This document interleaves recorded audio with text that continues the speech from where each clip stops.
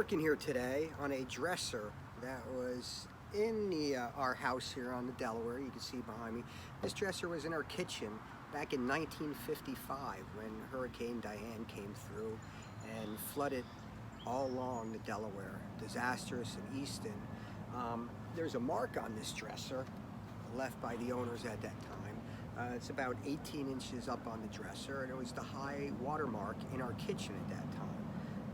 Hurricane Diane, 1955. So we want to restore this as a piece of history in our property. I'm excited to see what it's like when it's finished, but truth be told, this sanding is a little traumatic. It goes back to 7th grade when we took our first wood shop class, and the project the majority of us chose was a little jewelry box. Thought it would be a nice present for Christmas or Valentine's Day for our mothers.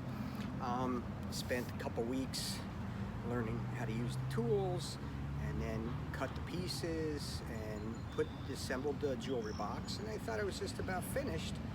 Took my box up to, I believe it was Mr. George, our shop teacher, and said, "Here it is." He goes, "Great, you're ready for sanding." And I'm like, "Oh, okay, sanding." So he gives me a piece of sandpaper, go back to my seat, proceeded to sand. I think I spent the last 15 minutes of last class, maybe 20 minutes in this class, and I thought it looked pretty darn good. Took it up to Mr. George, and he goes, "Great start." I'm like, "Start?" He goes, "Yeah, you've got a lot more to go. There's still a lot of grit on this sandpaper." And I'm like, "So my goal is to get rid of all the grit? When do I stop?" And he goes, "When sandpaper's done." So I went back to my seat, continued to sand for another couple classes. Took it up to him maybe 2 weeks later and said, "Here you go." He takes my sandpaper, looks at it, and it reminds me of Sherlock Holmes. He's examining it, looking for the tiniest bit of grit left on this sandpaper. Apparently he found some, because I had to go back and sand again. So at that point, Mr. George, you have all these electric sanders up on the wall. Wouldn't that be a lot easier? He goes, "Yes, but you're to sand it by hand." Apparently there's a lesson that all 7th grade boys must learn that deals with sanding things by hand. To this day, I still don't know what that lesson is. I hope someday I will learn it.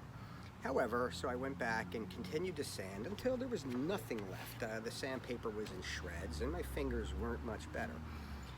He re-inspected the sandpaper, and I guess it was fine. I'm like, great, I can finally finish up and start painting.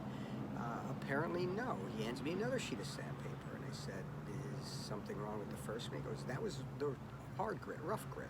He hands me medium grit. I'm like, "Oh." So I sand everything, and yes. So I spent the next few weeks of shop classes sanding until the medium grit was disintegrated and my fingers were bloody. And this time the wood is smooth. I was proud of it. I took it up to him and passed, and he hands me the fine grit. I'm like, "There's more?" And he goes, "Well, this should be the last one."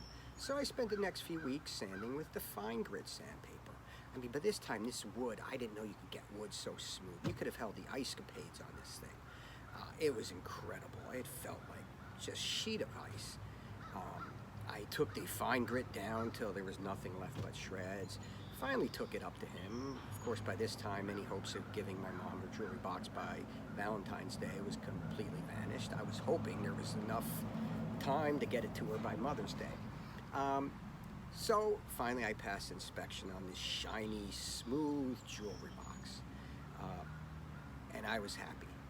But this project that I thought would take me a few weeks took me half to 3/4 of the school year. And I was to later learn that when you polyurethane, I believe that's what we used, it was a pretty clear coat, that you have to do the same thing with steel wool that I did with sandpaper, and there's more sanding and smoothing. But that's my experience with sanding, and I've learned that power tools are a great thing to have, and I can't wait to finish this and have it back in our house.